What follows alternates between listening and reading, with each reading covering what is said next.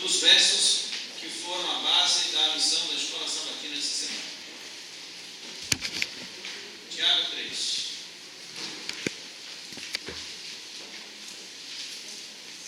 Lembram quem é esse Tiago?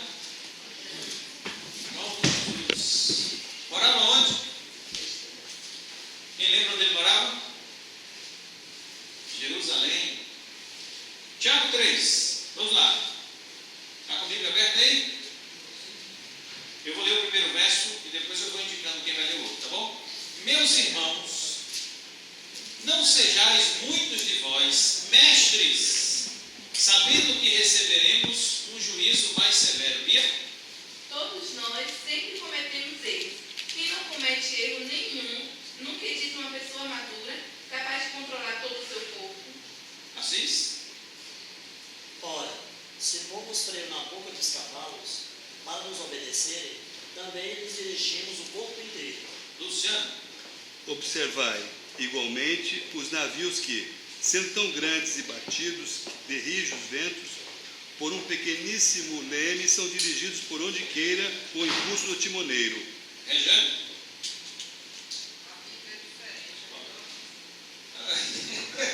Verso 5 agora é que eu quero ler mesmo, que a Bíblia é diferente. Basta uma faísca para incendiar a floresta inteira. Uma palavra descuidada ou indevida pode fazer o mesmo. Interessante. Não, Robson?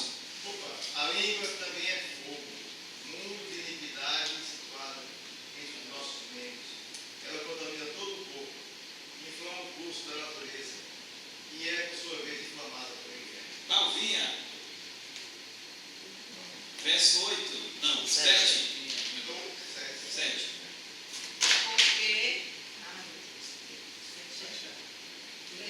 Porque toda a natureza, tanto de bestas feras como de aves, tanto de répteis como de animais do mar, se amansa e foi domada pela natureza humana. E aí, Sandrinha? 8.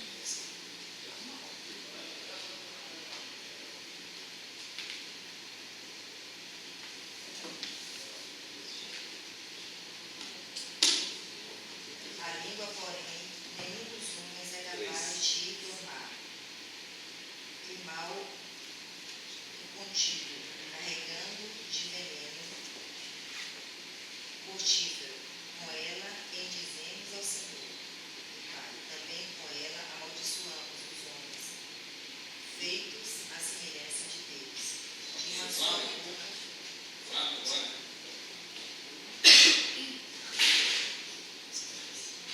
10. Da mesma boca saem palavras tanto de agradecimento como de maldição. Meus irmãos, isso não deve ser assim. Porventura, a fonte deita da mesma abertura água doce e água amargosa? Por acaso, meus irmãos, pode uma figueira produzir azeitonas? Ou uma videira figos? Nem tampouco pode uma fonte de água salgada dar água doce. Eu já vi água doce no meio do mar. Possível, né? Fontes de água doce no meio do mar. Ok? Esse é o capítulo 3 de Tiago, mas não todo o capítulo. Os versos subsequentes mostram o tema de Tiago. Eu achei muito interessante aqui essa imagem, né? Esse pensamento de Sigmund Freud. Diz aí, o homem é dono do que cala e escravo Do que fala.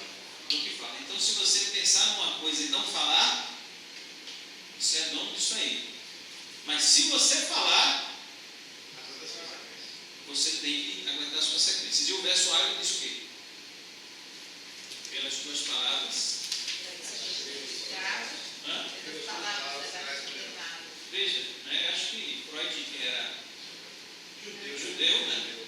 Deve ter lido alguma coisa dos evangelhos aí, porque ele falou uma coisa bem contundente aí, e de acordo com o que Jesus falou. E aí ele diz assim: quando Pedro me fala sobre Paulo, sei mais de Pedro do que de Paulo. Não é interessante?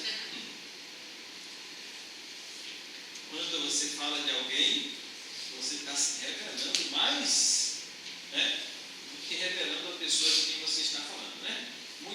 lições ocorrem porque algumas vezes a língua é mais rápida do que o pensamento. Quem nunca ficou assim? Quem é que nunca falou antes de pensar? E às vezes não só fala, né? Age também. Eu achei muito interessante essa abordagem.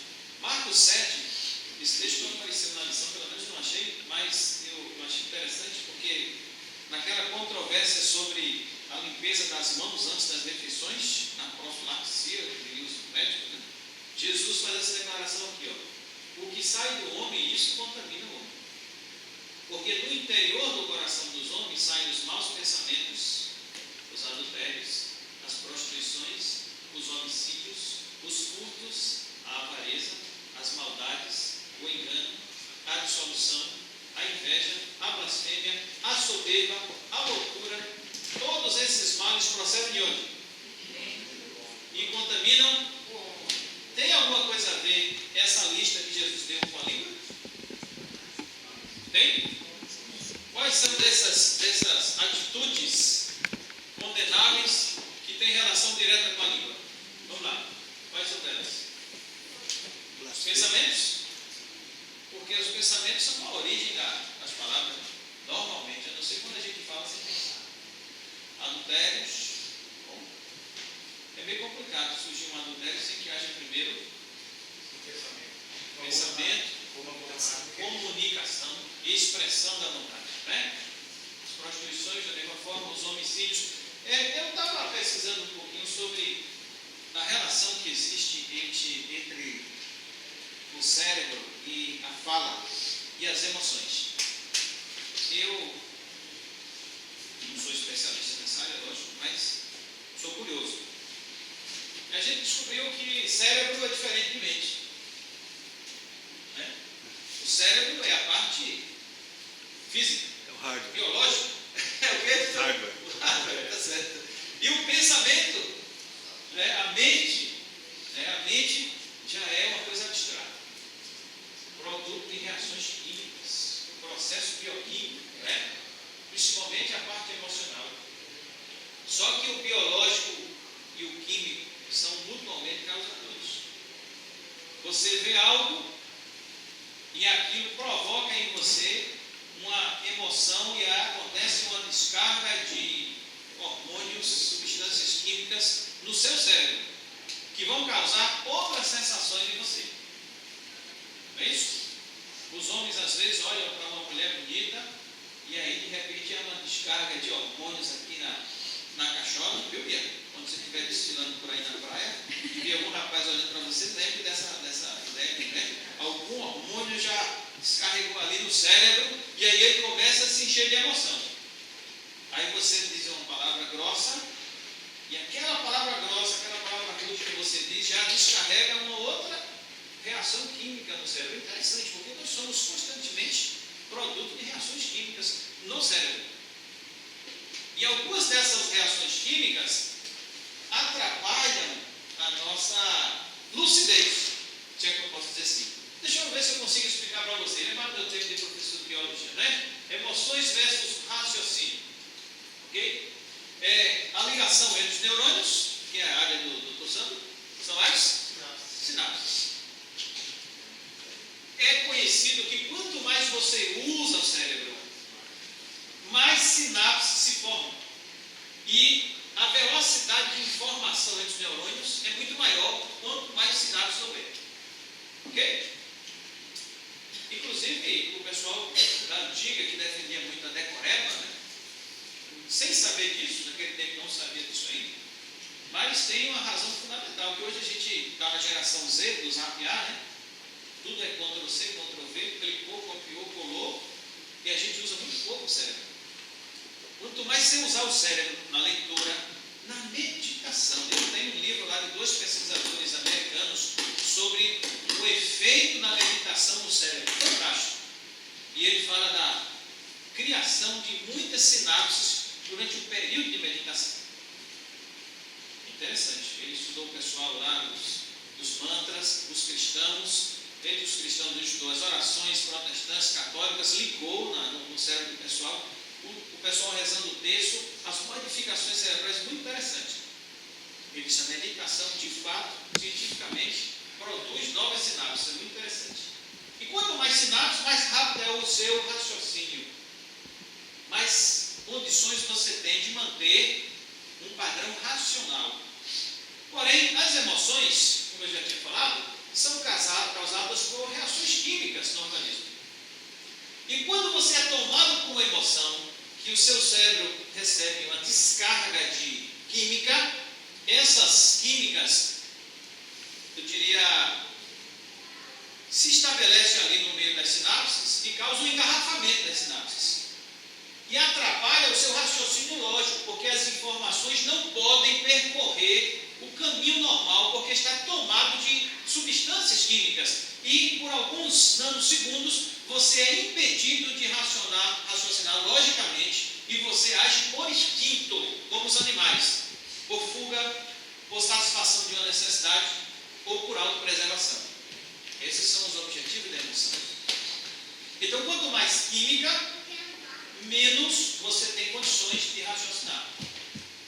O interessante é que quanto mais sinapse, essa química é diluída. E aí o efeito da emoção dura menos.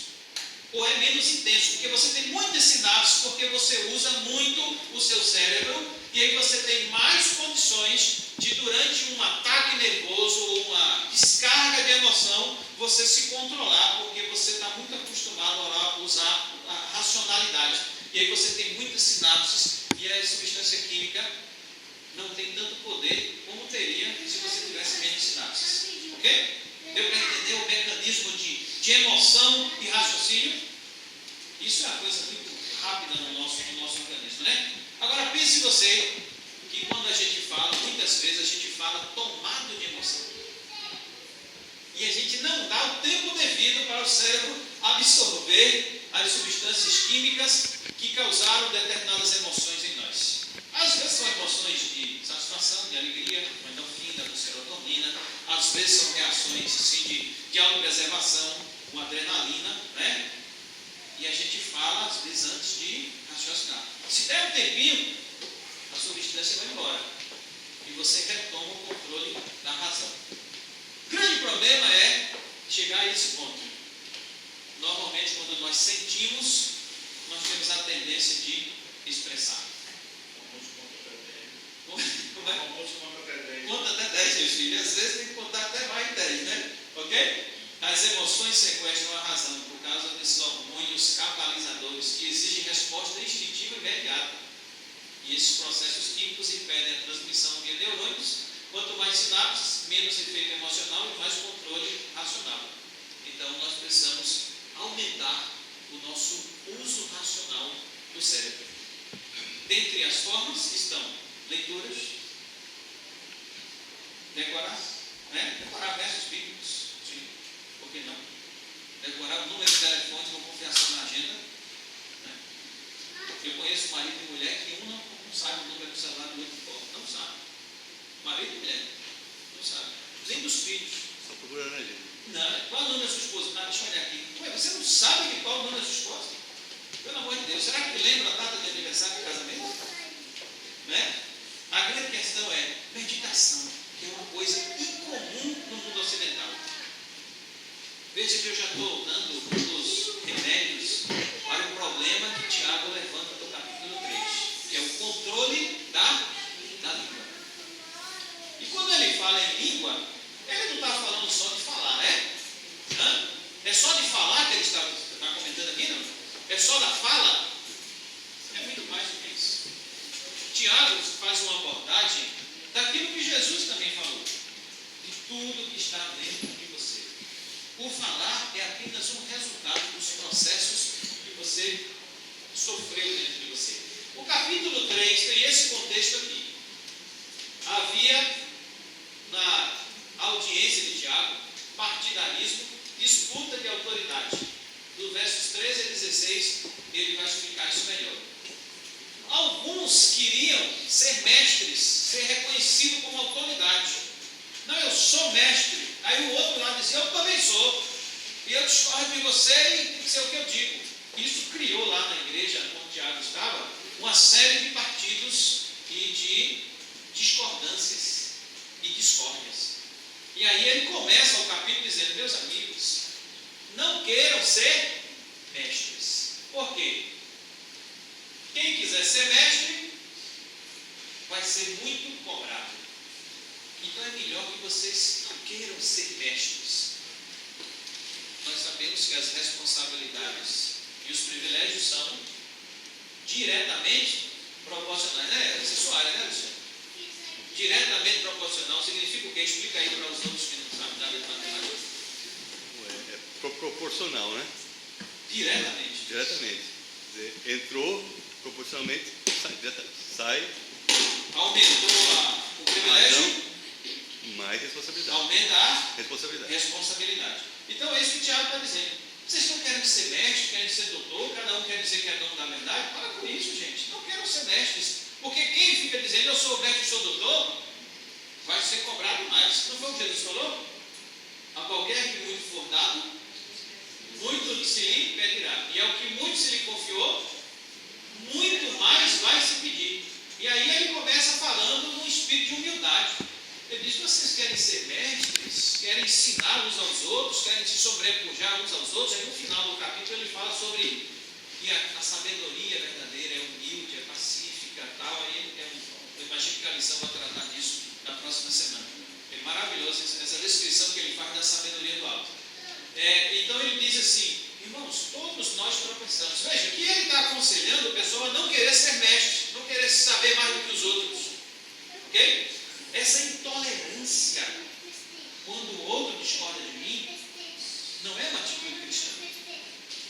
Saber conviver com a discordância é democracia e cristianismo. Porque, apesar de o caminho para o céu ser estreito e a porta ser estreita, cabe duas pessoas lado a lado. Um achando que precisa ser vegetariano e outro dizendo não precisa ser vegetariano. Não foi o que Paulo disse? Quem come, não condene. Quem não come, mas não fica um querendo provar que eu tenho a razão, eu sou certo, e é isso aqui, e quem não faz está errado. Aí Tiago começa, já que ele estava falando para o pessoal não querer ser mestre, não querer ser dono da verdade, ele começa dando uma de humilde. Todos nós, ele se incluiu, todos nós o quê? O que ele disse? Todos nós tropeçamos. Não é isso? Todos nós tropeçamos. Em quê? Em quê? Não. É só ele falar não. Ele diz: tropeçamos em muitas coisas. Não é só não falar não. Todos nós. Então ele está dizendo o seguinte: meu amigo, por que você quer ser o dono da verdade se você não é perfeito? E eu também não sou não. Olha, eu estou dando um conselho para vocês porque eu também não sou. O que é que Tiago quer chegar a que pensamento, a que atitude de mudança ou de reconhecimento? Ele quer que nós entendamos que o cristianismo é para ser vivido e não para servir como instrumento de medir e cobrar dos outros. É uma mania que a gente tem de quando a gente descobre uma verdade, a gente começa a projetar a cobrança nos outros. Se você conseguir fazer isso com amor, com interesse real de que a pessoa cresça, a pessoa percebe. Mas se você quer enaltecer a sua perfeição, demonstrando o erro dos outros, crescer mostrando o erro dos outros, todo mundo percebe. E isso é pecado. Mesmo quando é com o filho, mesmo quando é com o cônjuge, é pecado. Por isso Tiago se incluiu, ele disse: eu sou falho. Eu sou falho. Eu tropeço também. Nós, né? A consciência das próprias falhas nos torna mais humildes. E o humilde fala pouco de si e não se sente digno de julgar os outros. Por quê? Por que ele não se sente digno de julgar os outros? Porque ele se olha no espelho todo dia. Por baixo de toda essa tinta, essa brinha, existe uma pessoa pecadora, mas também muito humilde e calada. Aí você diz assim: olha a língua, pastor. É assim? Ok? Verso 2 ele diz assim: se alguém conseguir refrear língua, né? Lê o verso 2 aí dessa sua versão genérica, tem outro nome que eu falei assim. Psicodélica, lê aí. Tiago 3:2, né? Professores e mestres são muito respeitados porque se exige muito deles. Nenhum de nós é perfeitamente qualificado para essa tarefa. Erramos quase toda vez que abrimos a boca. Se você achar alguém que não falha ao abrir a boca, estaria uma pessoa perfeita, com total controle da vida. Nas versões normais diz assim, se o homem está na linguagem de hoje, né? Então o pessoal da linguagem de hoje despreza o estudo da língua, né? E a verdadeira aplicação de algumas palavras, quase sempre. Então, por exemplo, se, está na versão em português, né? Se um homem não tropeça na língua, é perfeito. Só que a construção gramatical diz que o se é quando. A lição até explica, diz assim, quando o homem, ou seja, a construção do grego dá a entender que é possível acontecer isso, ok? É possível alguém controlar a língua, é o que ele está construindo aí. Quando alguém consegue se controlar e controlar a língua, essa pessoa é conceituada como perfeita. Mas a versão dela aqui, que também é na linguagem de hoje, já colocou no lugar de perfeito uma tradução melhor do grego. Coloca maduro, equilibrado. Ok? Então, quando alguém consegue controlar a sua língua, se tornou uma pessoa madura. E nós ocidentais temos muita dificuldade nisso. O conceito das nações antigas para falar, todos os mestres antigos, de Aristóteles, Platão, Sócrates, todos os grandes filósofos, o Dalai Lama, Confúcio, Gandhi, toda essa cultura oriental valorizava muito o silêncio e a meditação. E a própria Bíblia diz, e o sábio fala pouco, e o tolo se apressa em falar. Ok? Por quê? Porque a Bíblia valoriza tanto o silêncio, o controle, para ficar calado. Porque sabe que pessoas falhas como nós, cheias de maldade no interior, muito mais fala, mas erra. Inclusive no português. Esse português mal dizido que a gente falamos e ninguém corrige. É isso? Não é assim? Então, quanto menos você fala, os gregos e os judeus que herdaram dos gregos, a conotação para a palavra, note que Jesus é chamado de a palavra, ou o verbo, o logos. Tem um verso que Deus diz assim, a minha palavra não voltará vazia. A mim Rodolfo costumava dizer, pastor Osmar, foi ela, nosso de a mim Rodolfo também, né? A mim Rodolfo costumava dizer assim, quando Deus fala, algo acontece no universo. Se Deus falar, o universo não permanece o mesmo. E foi pela palavra criadora que tudo se fez. Então, o falar que vem dessa conotação de que é o instrumento criador e a expressão do poder de Deus tem muito valor para o oriental, de todas as religiões. E nós, ocidentais, esquecemos um pouco isso. E aí, quando Jesus aparece, João toma esse conceito grego e diz assim, o verbo, o logos, ou a palavra, se fez carne, o poder criador de Deus se fez carne e habitou entre nós. Então, a gente, quando lê essa questão de falar, a gente não está falando só de verborreia, de dicção, de expressão, de comunicação, mas está falando de tudo o que envolve a sua existência, a ponto de o próprio ofício ser chamado de a palavra. Então, quando você abrir a sua boca, lembre, falar é expressão do que você é e do poder que você tem, porque você tem poder, por bem e por mal. O ser humano pode ser um agente do poder do bem e do mal. E aí é por isso que nas orações da Bíblia se diz assim, que eu não falo de mim, mas falo de quem? Da palavra de Deus, porque a palavra de Deus, através de mim, é o verdadeiro poder criador e regenerador. Percebe isso? Então essa conotação da palavra, do falar, exige de nós uma consciência profunda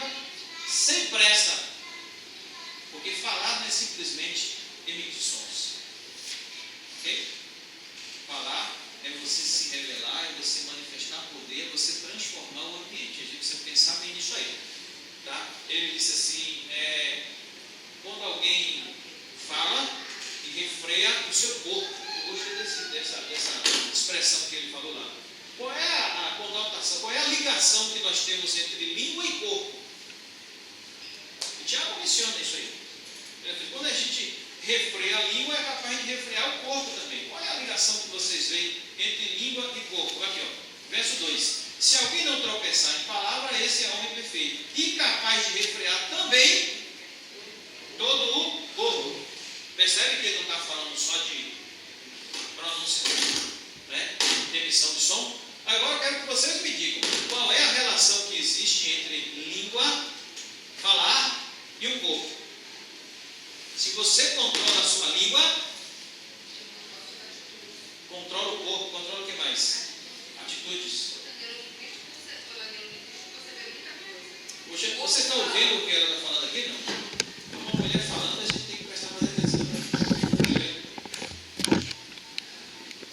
A Bíblia diz que o coração fala, né? Ou a boca fala, o coração está cheio, né? Ou seja, as nossas atitudes, né? A gente, o que a língua fala vai manifestar as nossas atitudes, né? O que a gente crê, né? Como a gente vai agir, né? Está falando que a neurolinguística hoje mostra muito isso, né? O corpo fala, né? Às vezes a pessoa não precisa emitir nenhuma palavra. Você sabe se a pessoa está mentindo, se a pessoa não está encarando porque tem alguma coisa a esconder, né? Então, E no meu caso, doutor?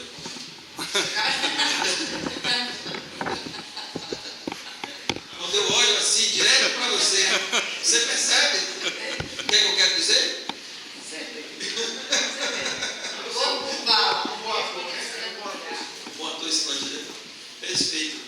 Note, alguém mais vai falar alguma coisa sobre isso? Não. A relação entre controlar a língua e controlar todo o corpo. Note, Ellen White faz uma associação muito interessante entre o domínio próprio na alimentação e o domínio próprio contra todo tipo de desejo e de provocação de vontade. Ela diz: se a criança é acostumada a comer toda hora que dá vontade, isso vai levar a todo desejo que vier para ela vai fazer. Desejos sexuais, na hora de gritar, vai gritar. Quando ficar com raiva, vai expressar raiva. Percebe? Então, Tiago faz essa associação agora com a capacidade de você controlar uma das coisas mais difíceis que tem. Na hora que vem a vontade de falar, de dizer tudo o que precisa, você conta até 10 e controla. Então, se você é capaz de dominar esse sentimento, você não está falando de controle emocional, gente. Ele está falando de controle emocional. Se você controla as emoções, então você é capaz de controlar o seu ser inteiro. É inteligência emocional, né? Inteligência emocional. Ok? Lá em casa a gente assumiu uma regra desde o começo do casamento. Vou completar 27 anos de casado. Quando eu estiver com raiva, não fala. Diga, Léo. Eu venho exercitando isso há 41 anos. É mentira. Você quer dizer pra gente que Carlos Oliveira, aquele homem santo que não está aqui com perdão da ausência, provoca raiva em você? Não, ele não provoca raiva. Ah, Ele tá. quer brigar e não acha com quem. Isso é muito difícil. É sério, é muito difícil.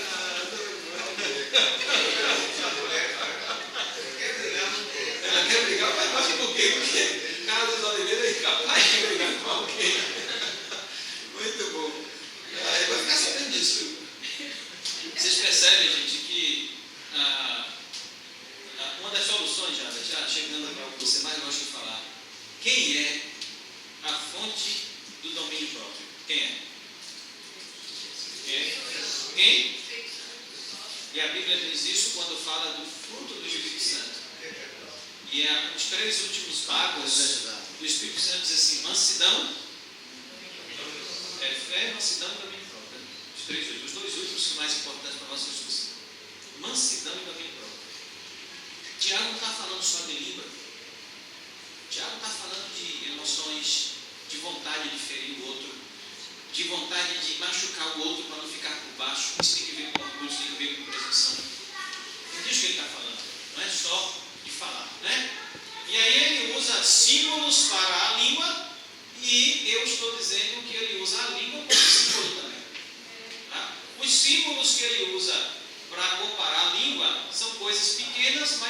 controlam grandes coisas. Né? Quais são os exemplos que ele usa? Freio de cavalo, o que mais? Depois, é isso? E aí eu fiz a pergunta que eu fiz: qual é a relação do descontrole da língua com o restante do ser? Ele usa a língua como símbolo do resto, do controle emocional, da capacidade de sofrer injustiça, como Jesus sofreu, e não revidar.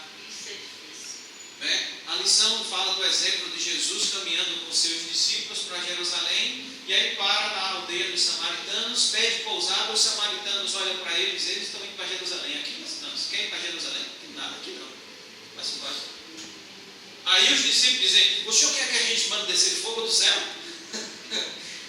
Aí Jesus disse: vocês não sabem de que espírito são. E aí o que Jesus faz? Isso. Mas aí, como é que termina essa história? Jesus simplesmente prossegue e vai para outra aldeia. E aí a lição nos conclama a fazer o mesmo. Quando alguém provocar em você algum sentimento ruim, você estiver a ponto de ser tomado por aquelas emoções, você que está acostumado a meditar, que tem muitas sinapses, espera um pouquinho e vai para outra aldeia, meu irmão. Não tem que pedir para descer fogo do céu, não. Não tem que bater na rocha igual Moisés bateu na rocha. Entende? É simplesmente deixa para lá. É o princípio do bater na face e virar o rosto. Deixa para lá. Não revida. Como é que chega a esse ponto? Então o Tiago está usando a língua como um símbolo emocional. Eu amei essa imagem aqui, né? Essa imagem aqui, que eu imagino que seja uma montagem, lógico, né? Normalmente, quando nós estamos com raiva, zangados, nós queremos falar e não queremos que o outro fale. Não é? Nós estamos certos. Eu me sinto ferido, me sinto diminuído. Então eu quero falar e não quero deixar que os outros falem. Já passaram por isso? A coisa mais difícil no relacionamento é você conseguir cobrar a satisfação de suas necessidades sem agredir o outro. A gente, quando fala em encontro de casais, sempre lembra isso. Será que você não consegue chegar a um nível de maturidade que você seja capaz de cobrar a satisfação de suas necessidades sem agredir o outro? Sem atribuir intenções ao outro? Sem misturar aquele problema com problemas passados que já foram discutidos? Percebe?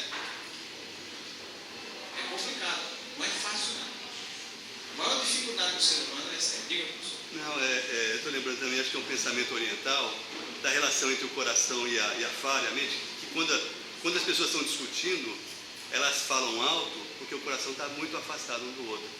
Por isso que a pessoa tem que falar alto. É uma relação que eles fazem do coração com a fala. Né? Muito interessante, muito interessante. Muito obrigado. Ok? Bom, queridos, aí ele diz assim: a língua é um órgão indomável. Indomável. De repente o nosso salão ficou iluminado com todas as louras que entraram ao mesmo tempo. Né? Todas elas entraram ao mesmo tempo e iluminou o nosso salão. Que bom que vocês estão. Não vai não. Vai e volta. Juju, Gel e Sandrinha. Então a pergunta é: se ele diz que a língua é indomável, para que tentar controlar? Não é indomável? Hã? É fácil controlar a língua? É fácil controlar as emoções? Agora eu vou dizer bem que língua emoções. É fácil controlar as emoções? Na hora da raiva, na hora de ser humilhado? Uma das relações que eu vi e estudei sobre o cérebro e a linguagem e o controle emocional está no seguinte: a fala é uma forma de expressão, lógico, do que você está sentindo naquele momento. É uma válvula de escape. E toda válvula de escape tem que ter um diâmetro adequado, um comprimento adequado. Se ela for demais, prejudica. Se ela for de menos, o que acontece? Explode. Então a língua, a fala, a expressão é uma válvula de escape. Eu vou citar um exemplo para vocês.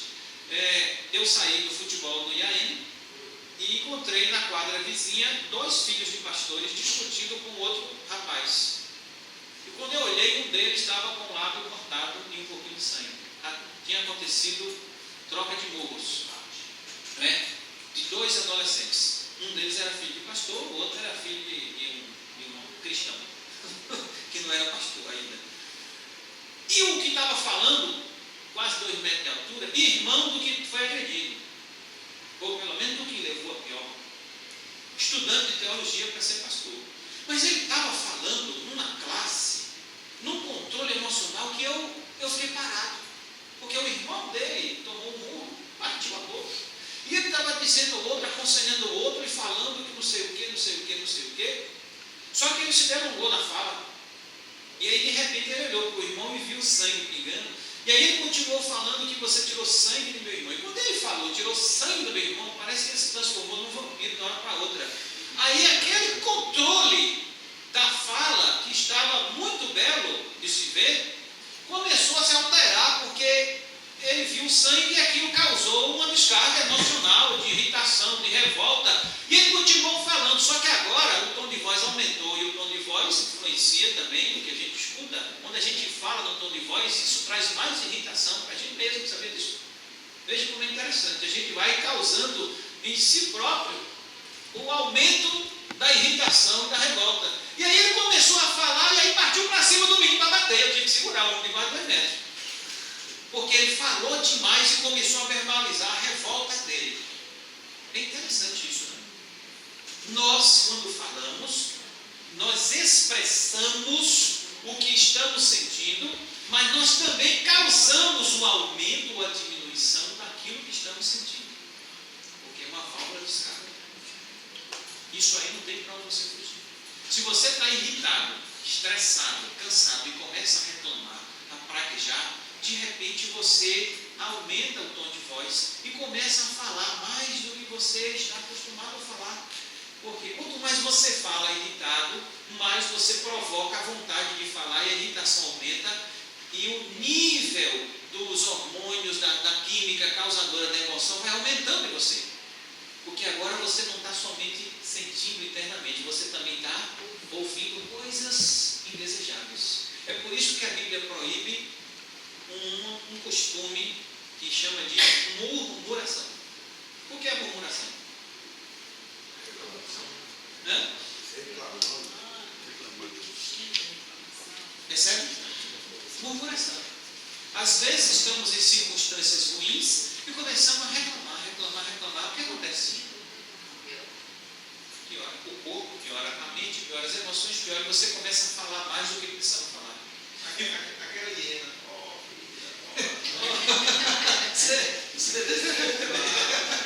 Olha aqui que ele é melhor. Ó céus! Ó céus! Aquilo só reclamando. Só reclamando, está certíssimo. Então, amigos, se você está passando por uma situação ruim, a Bíblia diz o quê? Ore, clame, chore, né? E louco também.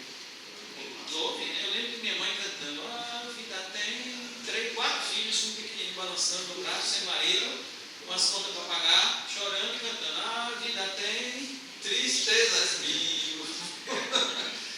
É uma forma de expressar a dor sem murmurar.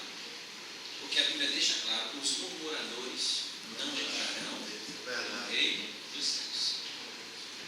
A pergunta permanece, se ele diz que a língua é indomável, por que tentar controlar? Respondo. Quero saber de vocês. Hã? E Deus não gosta de murmurador não, viu, pastor? Não? Tanto que não vai calar, né? Não. Quando o povo de Israel começou a murmurar no deserto. A minha pergunta permanece. Quando você não Se a consegue, língua é indomável, para que tentar domar? pede ajuda. Hã? Pede ajuda. Pede ajuda? Arranca fora. Pede ajuda. Arranca a língua. Diga já, né? Que é a pergunta 2 da segunda-feira, na verdade, já coloca vários textos aí. Primeiro que a gente já começa a entender todo o processo no aspecto religioso, não só esse, como outros, ser caridoso, amar o próximo, todas as coisas, que a gente vê você, eu não tem condição não, o que eu fui fazer. E esse, então, aí agora ficou muito difícil. Né? Isso eu falei assim, é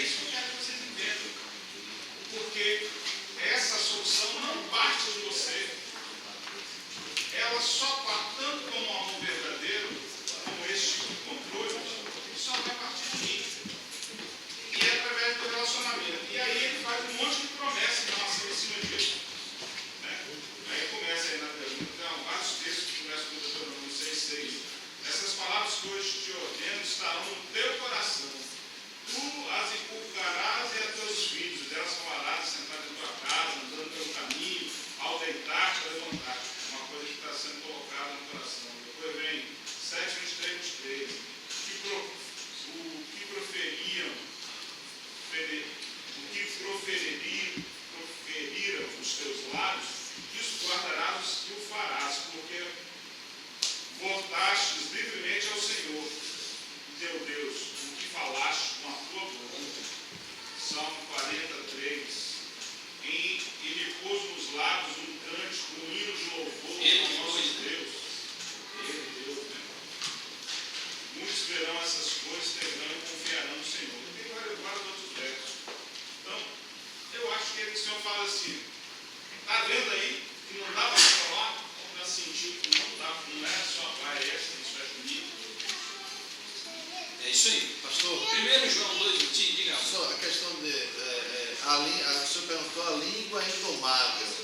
Por que tentar domar? Mas para a língua funcionar, ela depende de mim, correto? Então ela só se torna indomável quando eu quero que ela se torne indomável.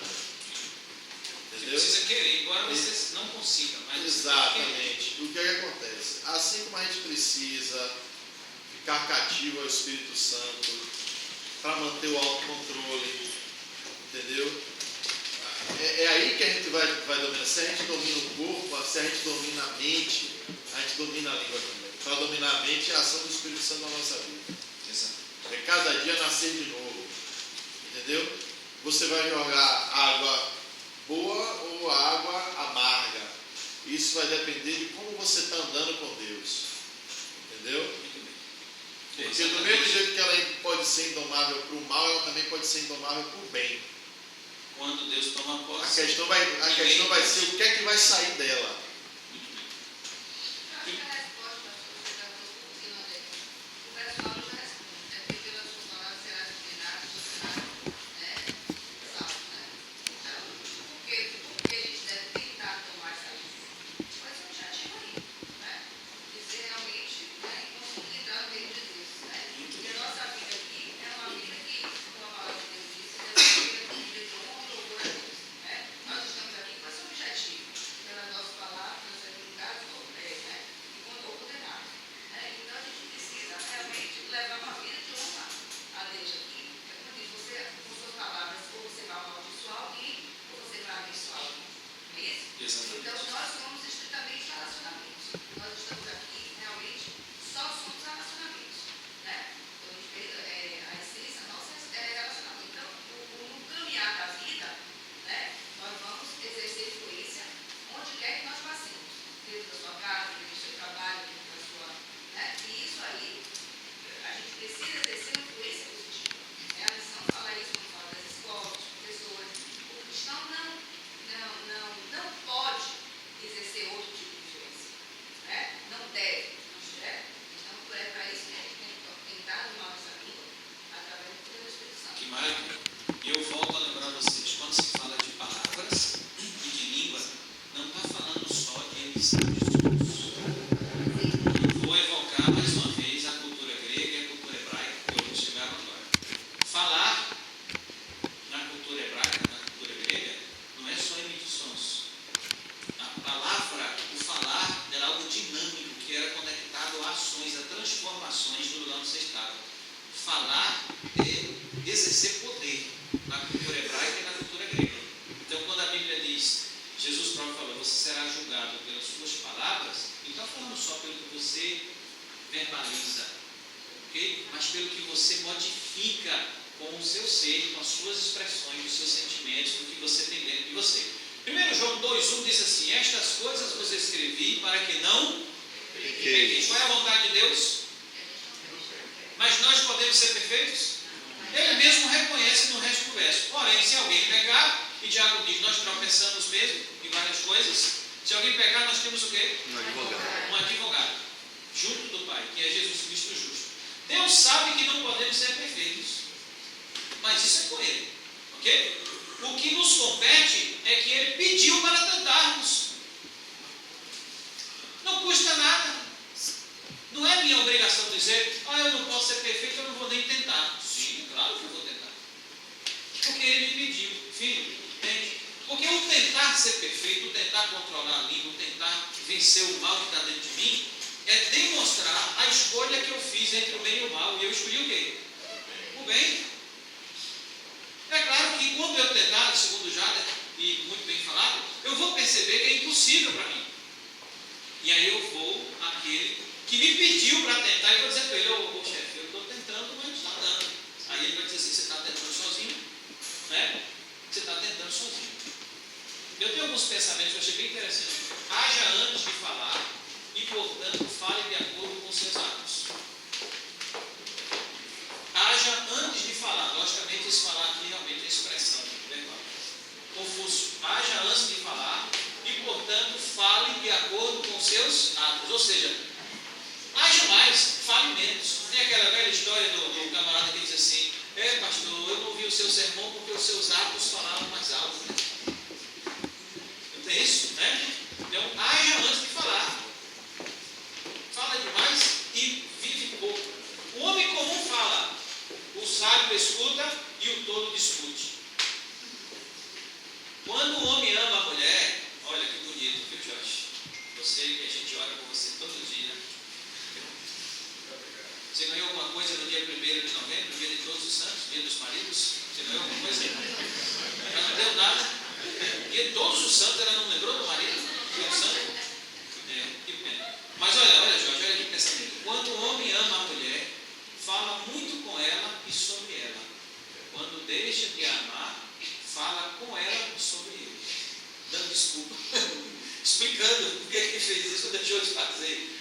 Só fale quando o que for dizer for melhor que o silêncio. É um pensamento oriental que eu não lembro em que lugar. Só fale quando o que for dizer for melhor que o silêncio. Todos esses apelos a você falar pouco, na verdade estão apelando você a uma outra atitude dos orientais que a Bíblia nos manda fazer: meditar. Ler a Bíblia é uma coisa, meditar é digerir o que você está lendo, aplicar na sua prática, antecipar situações em que você poderia aplicar aquilo ali. Se você fizer muito isso, quando você for provocado a perder o controle, você está acostumado naquela meditação a antecipar atitudes nos momentos de provocação. Quanto mais você medita, mais conexão você tem com a palavra de Deus. E essa palavra vai lá no seu coração e se torna uma coisa que faz parte do seu ser. Nosso problema é que nos falta tempo para ler e meditar. Às vezes a gente lê apressado, mas não medita, não digere, não aplica. O professor vai para a sala de aula, ele sabe que ele vai ser provocado disso. Ele tem que antecipar o máximo possível as diversas provocações do dia a dia, aplicando a palavra de Deus aqui. Isso é meditar. Ou, e no passado, poxa, naquele tempo eu fiz isso, e a palavra de Deus está dizendo que poderia ser assim, se eu tivesse agido diferente. Quando repetir, que as circunstâncias se repetem, quando repetisse a circunstância, você meditou sobre aquilo, já está com uma tendência de você, opa, é por aqui que eu vou. Entende? Nos falta essa questão da meditação. É por isso que a gente tem que meditar na fonte. De onde vem o fruto? Ele diz, olha, a fruta vai produzir de acordo com a sua semente.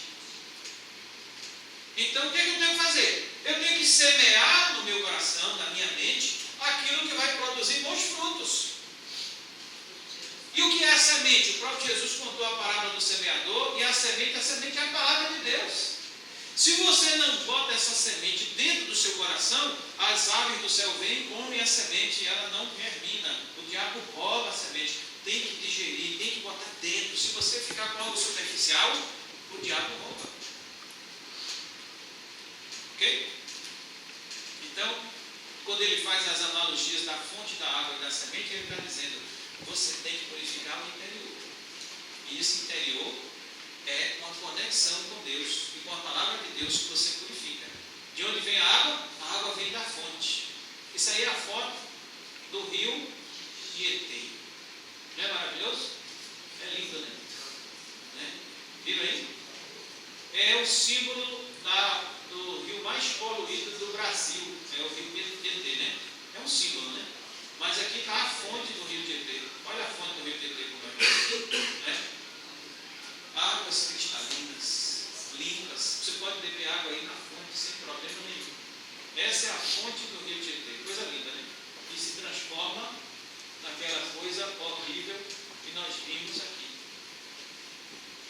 o segredo, meu amigo, é você purificar a fonte. É ir beber na fonte, para que você se torne um canal da fonte. Diga, doutor. Não, só relatar que aquele senhor ali, que é meu pai, já nadou muito nesse trecho aí. Nadou? Há 60 anos atrás era totalmente limpo. Depois de água um pouquinho. Era limpo naquele tempo, né? Hoje você não arrisca, não. Hoje ele anda sobre. Então, queridos, se a gente tentar purificar lá, só não vai dar. Tem que vir na fonte. Tá? Tem que ir lá dentro do seu coração para você controlar a língua. E isso é só com a meditação, enchendo o seu coração e a sua mente com a palavra de Deus. Minha mãe sempre condenou os palavrões lá em casa. Se a gente soltasse um palavrão, tipo o que eu vou dizer agora, inconstitucionalissimamente. Se a gente dissesse um palavrão desse, tipo paralelepípedo, né, alguma coisa desse, né? A coisa pegava. Só que ela nunca parou para dizer como eu ia deixar de falar palavrão, porque, meu amigo, na rua era só o que eu via, dava uma topada, já vinha. Ficava com raiva de alguém, já mandava logo lá para a ponte de Paripe, que é um bairro longe que tem aqui em Salvador. A gente tem uma ponte lá, então estava mais lá para a ponte de Paripe, meu amigo. E se a gente falasse isso em casa, a coisa pegava. Até que chegou meu padrasto e disse assim: quando você sentir vontade de xingar, substitua o palavrão por outra palavra. Pense na outra coisa. Vou dar um exemplo. Você deu uma topada, em vez de chamar o palavra, você assim, banana, e pense na banana.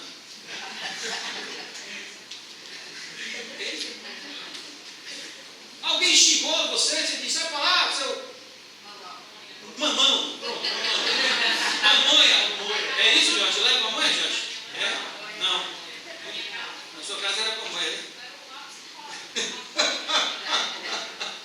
E isso funcionou. Funcionou. Eu tenho a alegria de viver esses 25 anos de vida que eu tenho e jogar bola e não xingar. Não xingo. Não chamo palavrão. E eu passei isso para meus filhos. Eu substituí, fiz o que Paulo disse. Substituí o mal com o bem. Entende? Então, guardadas as devidas proporções, quando a gente vai para o lugar oculto em que a gente lê a Bíblia e ora, a gente vai substituindo as coisas ruins pelo que a palavra de Deus vai nos dando de bom. E deixando o Espírito Santo aí substituindo e fazer o fruto dele nascer em nós. Amor, alegria, paz, bondade, benignidade, longanimidade, fé, mansidão e domínio próprio. É por aí. Porque se não for assim, não tem jeito. Se deixar para decidir na hora da provocação, a sua tendência é para o mal. Foi provocado, as emoções tomam conta, você não raciocina, não dá tempo nem de pensar no verso bíblico, resultado, você simplesmente vai pecar. Mas se você é acostumado a ir à fonte, meditar, internalizar a palavra de Deus, na hora da provocação, deixa para lá, isso vai ser mais fácil, porque você está acostumado a encher o seu interior da palavra de Deus, dos pensamentos de Deus. E na meditação, que é o que nos falta mais, nós temos muita informação, pouca meditação. Na meditação, o Espírito Santo vai fazendo o seu fruto crescer em você. Deus ajude você a chegar a esse nível de maturidade, tá? Em todos os setores da sua vida. Amém? Vamos fazer uma oração? Senhor Deus, estamos aqui reconhecendo nossos pecados e nossas falhas. Como o Tiago bem disse, nós tropeçamos muito. Mas nós queremos vencer o mal. Queremos fazer o bem. Nós queremos viver no Teu reino onde não há pecado, injustiça nem dor. Por isso, Pai, pedimos que o Seu Espírito Santo insista em falar a nossa mente. Que a Sua influência seja mais forte do que as provocações que sentimos. Que o Senhor nos impressione a arranjar tempo para ler, para meditar, para internalizar a Tua palavra. E que possamos ser o bálsamo. Nossas palavras sejam de louvor, de engrandecimento do Teu nome, e que possamos ajudar a construir